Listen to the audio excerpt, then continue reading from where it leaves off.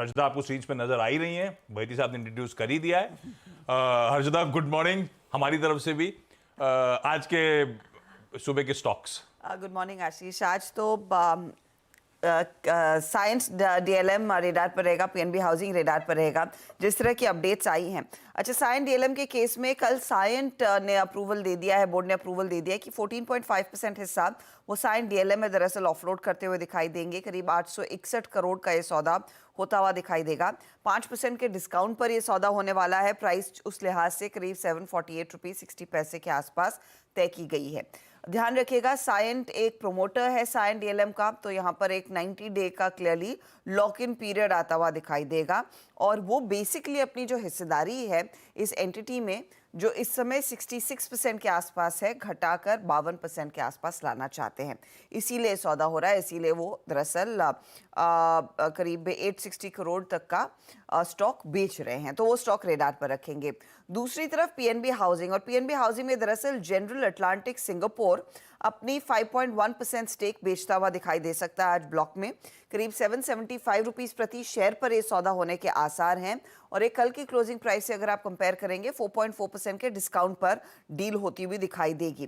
करीब 1000 करोड़ के ऊपर का यह सौदा होगा। ध्यान रखिएगा, ये क्लीन आउट ट्रेड हो सकता है जनरल अटलांटिक की तरफ से, क्योंकि जून 2024 में अगर आप एक्सचेंजेस पर देखते हैं डेटा, तो शेयर होल्डिंग के लिहाज से जनरल अटलांटिक के हाथ में करीब 5.13% हिस्सा है।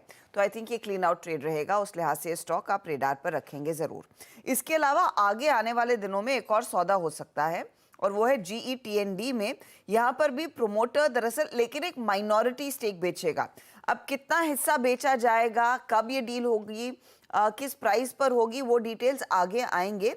लेकिन ये अपडेट जरूर आया प्रमोटर ग्रुप की तरफ से कि बेसिकली वो कुछ स्टेक, माइनॉरिटी स्टेक ही ऑफलोड करेंगे, क्योंकि उनको होल्डिंग स्ट्रक्चर थोड़ा सा और इजी करना है और सिंप्लीफाई करना है। उसका एक ओवरहैंग फिर GETND पर देखने को मिल सकता है। तो ये कुछ डील्स जो होने वाली हैं उस पर एक अपडेट है। अब आते हैं दूसरी खबरों पर। तो L&T के लिए एक अपडेट आया है। बॉम्बे हाईकोर्ट ने दरअसल वो GST का जो शोकॉज नोटिस कंपनी के हाथ लगा था 2237 करोड़ का, उसको सेटिसाइज कर दिया है, उसको खारिज कर दिया। तो वो स्टॉक आप रेडार पर रखेंगे, थोड़ा सा रिलीफ जरूर है। इन्वेस्टमेंट्स के लिहाज से एक्साइड इंडस्ट्रीज, हम सब जानते हैं कि एक्साइड इंडस्ट्री सॉल्यूशंस में लगातार इन्वेस्ट कर रहा था और 75 करोड़ तक का निवेश हुआ है इस पर्टिकुलर इकाई में, और कुल इन्वेस्टमेंट अभी करीब 2652 करोड़ के आसपास आ चुका है। तो वो स्टॉक रेडार पर रखेंगे। कल ओला इलेक्ट्रिक में कुछ मुनाफा वसूली देखने को मिली थी। लिस्टिंग के बाद पहला दिन था जहां पर कुछ मुनाफा वसूली आई। आज खबर आ गई है। खबर यह है कि मुनाफा वसूली से जुड़ी नहीं है, कंपनी के प्रोडक्ट से जुड़ी हुई है। X1X जो 3 किलोवाट्स प्रति आवर और 4 किलोवाट्स प्रति आवर की जो स्कूटर्स हैं, उनको PLI सर्टिफिकेशन मिल गया है। तो वो एक पॉजिटिव क्लियरली माना जाएगा। उस लिहाज से कुछ company basically minimum localisation criteria meet कर रही है, तो एक सर्टिफिकेशन इनके हाथ लग गया है। जीनस पावर रेडार पर पिछले 2-3 ट्रेनिंग सेशन से रहा है। अपडेट ये आया है कि 3 ऑर्डर्स दरअसल इन्होंने बैक किए हैं, और 3 ऑर्डर्स का जो कुल क्वांटम है 3600 करोड़ के आसपास का है। तो वो स्टॉक भी आप रेडार पर रखेंगे जरूर। ओके, रखिए तमाम काउंटर्स अपने रेडार पे। आज का इवेंट्स कैलेंडर। वेडनेसडे है निफ्टी बैंक की एक्सपायरी, और बैती साहब ने बढ़िया सा आपको आइडिया दे ही दिया है अप्रोच क्या रहेगी हमारी। US FOMC की जो 30 और 31 तारीख को जुलाई के एकदम एंड में जो बैठक हुई थी, उसके मिनट्स आज रिलीज होंगे। क्या सुनोगे आप उसमें? कितने लोग टिल्ट कर रहे हैं रेट कट्स को लेकर, पर डॉट प्लॉट तो आ चुका है अपने पास। चाय समोसे में क्या बात हुई? अच्छा, मीटिंग के बाद जब कुछ खाने पीने के लिए इधर उधर जाते हैं तो भी कोई रिकॉर्ड कर लेता है क्या? नहीं। तो काम की बात तो अलग से कर ली होगी लोगों ने। प्रॉक्टर एंड गैम्बल हेल्थ के आज नतीजे आने हैं भाई। बेसिकली ये रिजल्ट सीजन खत्म हो चुका है, पर जो कंपनीज की फाइनेंशियल ईयर एंडिंग्स हैं उनको तो 2 महीने का टाइम मिला हुआ है। इसीलिए PNG हेल्थ, इसका Q4 और FY24 का नंबर, जून एंडिंग कंपनी है तो इसके नंबर्स आएंगे।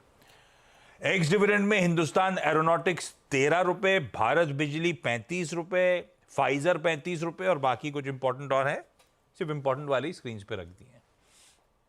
एक आईपीओ फिर खुल रहा है आज, ओरिएंट टेक्नोलॉजीज, प्रोड्यूसर साहब ने हेडलाइन में बताई दिया आपको, छोटा आईपीओ है, 215 करोड़ रुपए मोबिलाइज करने आ रहा है। आज आना था जापान का ट्रेड बैलेंस, आ गया और ब्यूटीफुली एक्सप्लेन्ड है। यूएस की आज शाम को क्रूड ऑयल इन्वेंटरीज आ जाएंगी। थाईलैंड, इंडोनेशिया, आइसलैंड, इन सब के ब्याज दरों के फैसले आ जाने हैं। ऐसी मैंने कल सुबह स्वीडन कहा था, स्वीडन ने हाइक कर दिया, कट कर दिया 25 बेसिस पॉइंट, और ये कहा है कि इस साल 2 से 3 कट्स और आ सकते हैं। स्वीडन मतलब वही स्विस बैंक वाला? नहीं, वो स्विट्जरलैंड हो गया। वो स्विट्जरलैंड? हाँ, अच्छा, मैं सोचा कि पैसा वापस आएगा था। अपन क्या उतनी दूर गए नहीं तो ज्यादा अपने को शोलापुर कोल्हापुर क्या कर रहे हैं हम लोग, सॉरी यार। तो ये ऐसी में देख रहा डायरेक्शनली, इसीलिए 3 नाम भी रख दिए, देखते हैं आज इनकी तरफ से क्या फैसले आ रहे हैं। पीएम मोदी आज पोलैंड जा रहे हैं, पहले भारतीय पीएम होंगे 45 सालों में जो पोलैंड जा रहे होंगे। इससे पहले मैं देख रहा था ना, 45 साल पहले कौन गया था, तो मोरारजी देसाई ने 1979 में पोलैंड विजिट किया था, उसके बाद से कोई इंडियन पीएम नहीं गया है।